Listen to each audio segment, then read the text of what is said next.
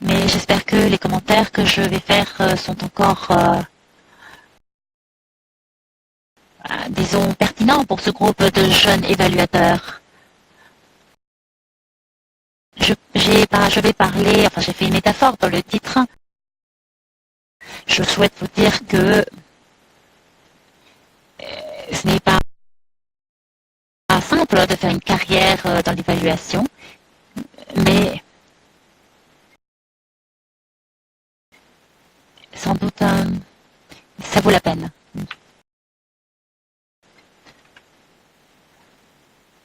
J'ai travaillé dans l'évaluation et dans le développement international depuis 15 ans. Je sais que l'évaluation est beaucoup plus ample que simplement le domaine du développement international.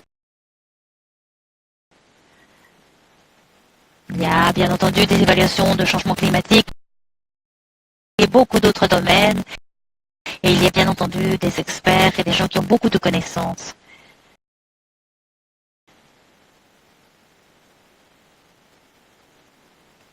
En fait, c'est une profession relativement nouvelle. La profession est en train de se développer.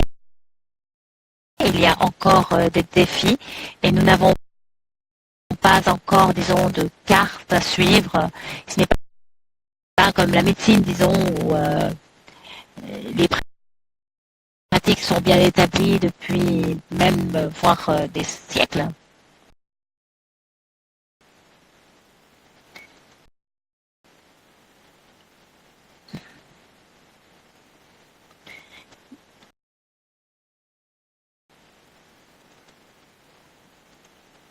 Et il y a certaines options de base, dont deux sont ici sur.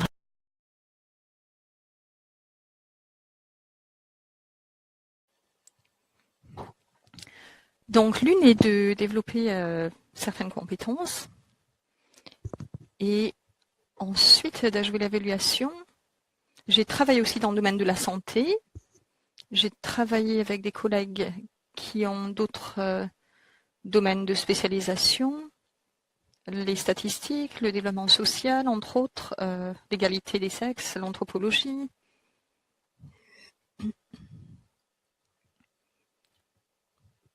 Donc, on essaye, maintenant, on a des connaissances de plus en plus développées. Et ça nous aide aussi à évaluer les compétences.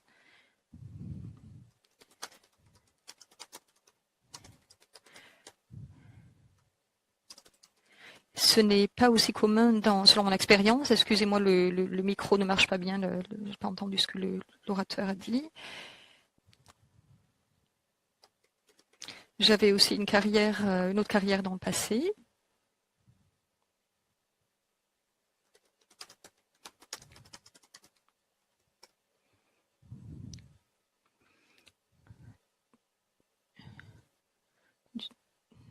Du point de vue du développement aussi dans le domaine bancaire mondial. On travaille aussi avec des agences de développement et dans le domaine de la santé.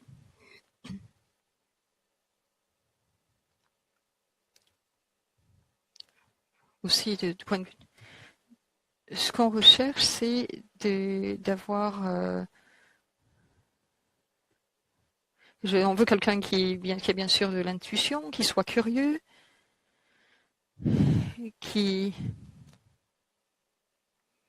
C'est aussi objectif, donc. Excusez-moi, la connexion n'est pas bonne avec l'interlocuteur, donc c'est très difficile d'entendre ce qu'il dit.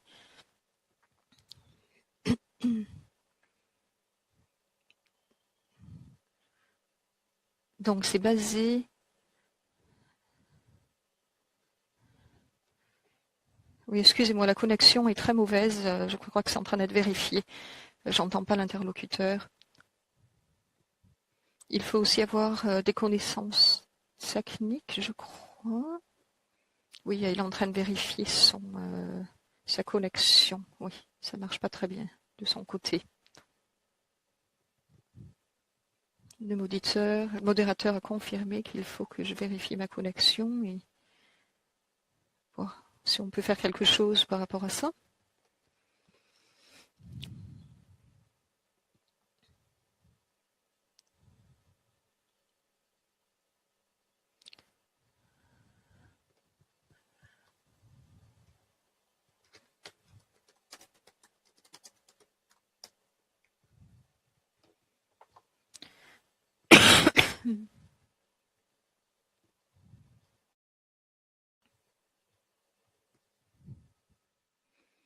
Quelqu'un a dit que ça allait bien, mais bon, je vais essayer de continuer pendant quelques minutes, voir comment ça se passe.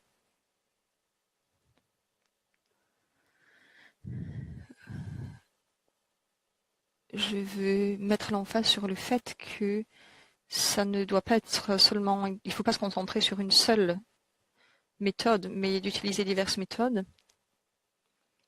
Par exemple, si on prend quelqu'un du côté de qualitatif, la qualité, la quantité est importante. Si vous venez d'un niveau économique, du domaine économique, il faut essayer de développer d'autres compétences donc par rapport aux perspectives d'éducation, etc. Tout dépend aussi de vos coéquipiers, des personnes qui travaillent dans vos équipes. Ceci réduit les difficultés. On a dit à l'orateur d'éteindre sa caméra, donc on va voir si on peut rétablir la connexion comme auparavant.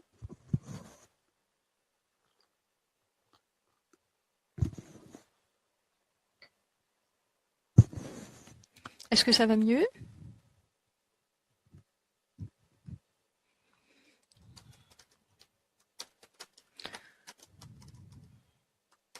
Donc les autres domaines recherchés par les employeurs, c'est donc il faut avoir un certain nombre de données, d'expérience dans le domaine de recueil de données et de l'usage de diverses méthodes.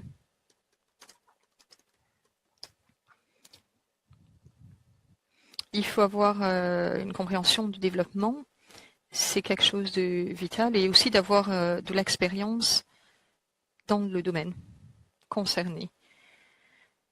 Il faut avoir de bons évaluateurs. C'est important parce qu'il y a beaucoup de personnes qui veulent faire le travail d'un évaluateur, mais ils ne portent pas beaucoup d'attention sur ses compétences vitales et ses compétences de base et aussi les compétences techniques. Ils s'aperçoivent que plus tard, ils ne sont pas aussi bien formés dans le domaine de la communication et dans la gestion des projets. Et c'est dommage parce que il y a beaucoup d'employés qui doivent avoir toutes ces compétences. Donc,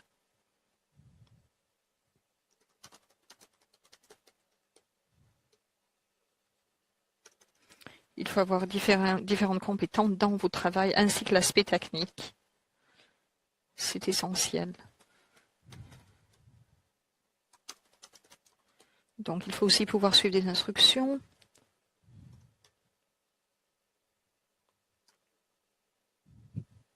Au niveau de directeur, donc à mon niveau, c'est inscrit dans notre contrat que l'indépendance donc est protégée à ce niveau-là, mais en dessous de ce niveau-là,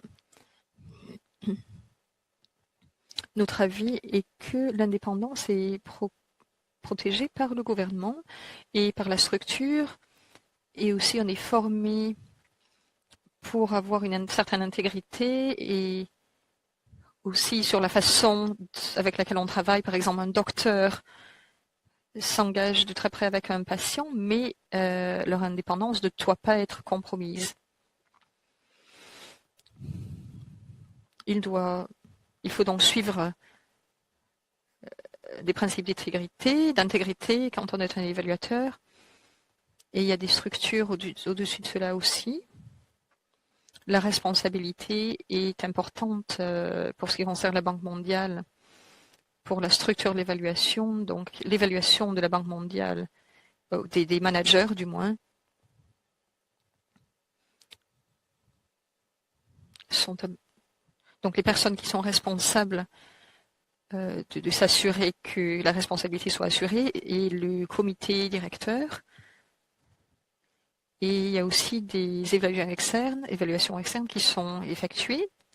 Il y a aussi une organisation professionnelle, par exemple dans le domaine de la comptabilité qui est responsable de cela.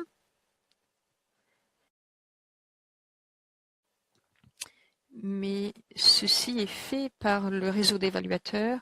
Par exemple, aux Nations Unies, il y a certains services qui traitent de cela. Donc de l'évaluation des collègues qui a été pratiquée depuis plusieurs années. Donc les autres évaluateurs doivent faire le travail.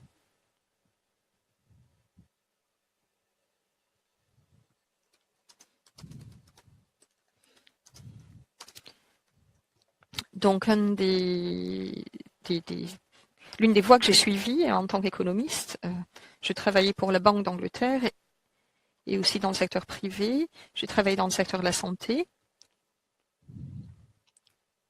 J'ai les outils de base nécessaires du point de vue de l'évaluation.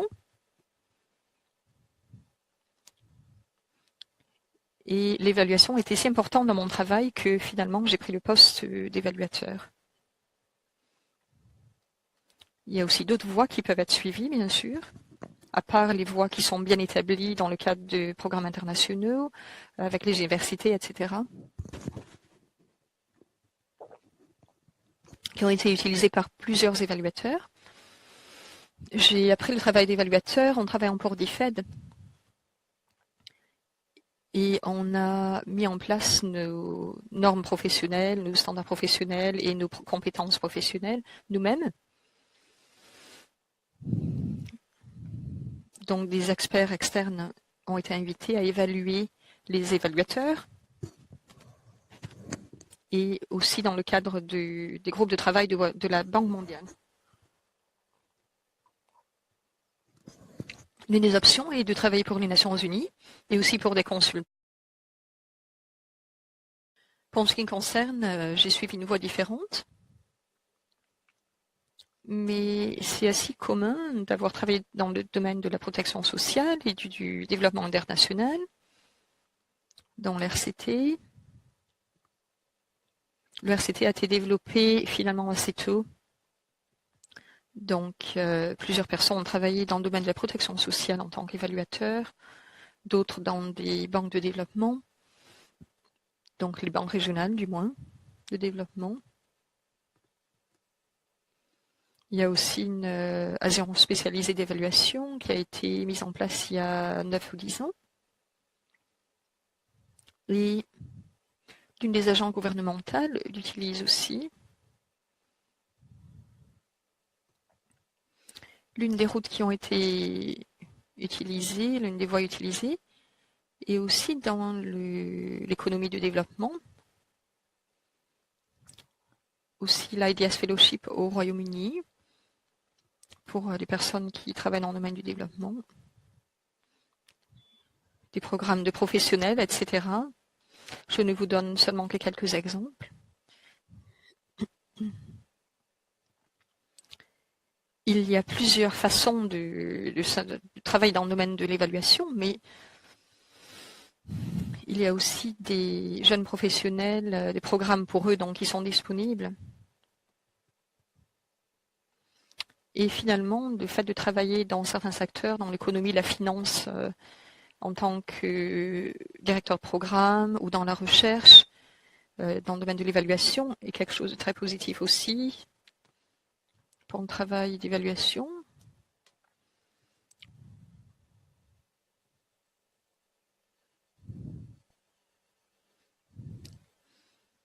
C'est des voies qui sont souvent suivies par les professionnels de l'évaluation, qui réussissent bien dans leur travail. Il n'y a pas d'éléments systématiques. Bon, il y a diverses voies donc qu'on peut suivre. Il y a des canaux bien établis qui existent. Donc les jeunes souvent obtiennent des stages ou en tant que consultant à court terme avec diverses banques de développement internationales, IDS entre autres, Urban UK, il y en a beaucoup d'autres au Bangladesh aussi.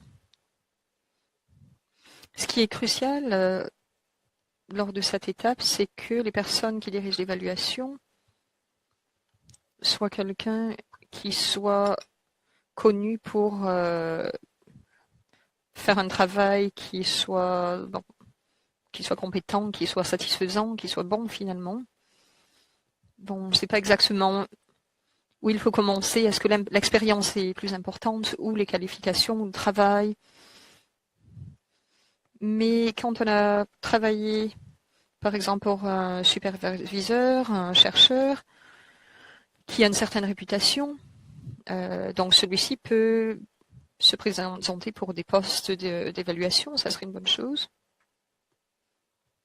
Bien sûr, il faut avoir à la base des qualifications spécialisées, des spécialisations, mais le travail dans le développement est très important. Et vous pouvez donc l'appliquer au domaine de l'évaluation. Aussi, certaines personnes travaillent dans le secteur bancaire, dans l'économie de développement, certains candidats aux Nations Unies, et certaines personnes comme moi ont démontré qu'ils ont des compétences transférables qu'elles peuvent utiliser dans le domaine de leur travail. Il y a une question. Alors, comment on peut influencer le travail des évaluateurs pour faire en sorte qu'il y ait plus de postes disponibles et ainsi de suite? Je pense que la meilleure façon serait d'approcher donc les groupes d'évaluation des MDP et voir aussi s'il y a certaines capacités de développement dans certaines organisations. Je pense que les organisations que j'ai mentionnées seraient très positives par rapport à ça. Par exemple, IEG a récemment voulu augmenter le nombre de personnels qu'ils ont recrutés dans l'Afrique subsaharienne pour accroître la diversité de leur personnel. Elles ont approché les centres pertinents. La Banque mondiale aussi a essayé de recruter certains membres du personnel en Afrique. Quelqu'un d'autre m'a demandé, est-ce que pour devenir un expert dans l'évaluation, il faut demander dans le domaine de l'évaluation depuis le début ou alors acquérir l'expérience dans ce domaine-là d'abord ou dans un domaine semblable? Oui, en fait, il vaut mieux avoir un domaine dans un champ semblable, un domaine semblable, plutôt que de passer toute votre carrière dans l'évaluation. C'est peut-être plus risqué de se concentrer sur l'évaluation depuis le début. Alors que si vous avez d'autres compétences dans un domaine semblable, c'est beaucoup plus positif. Ce n'est pas aussi facile si on a de l'expérience dans le domaine de l'évaluation, on a transféré dans d'autres domaines. Donc c'est mieux de travailler dans l'autre sens, selon moi. Je n'ai pas travaillé dans le domaine de l'évaluation, de l'économie. Je n'ai pas d'expérience dans ce domaine, mais ça a bien marché pour moi. Donc, chacun est un individu. Ça dépend de vos objectifs. Mais c'est moins risqué si vous avez de l'expérience dans le domaine de l'évaluation. Il y a d'autres exemples. Donc, l'un des exemples que j'ai observé, qui est assez commun, c'est de travailler dans le domaine de l'évaluation de l'impact en tant que spécialiste. J'appelle ça la voie Jaipal, qui est nommée d'après le nom d'organisation, qui est basée à MIT.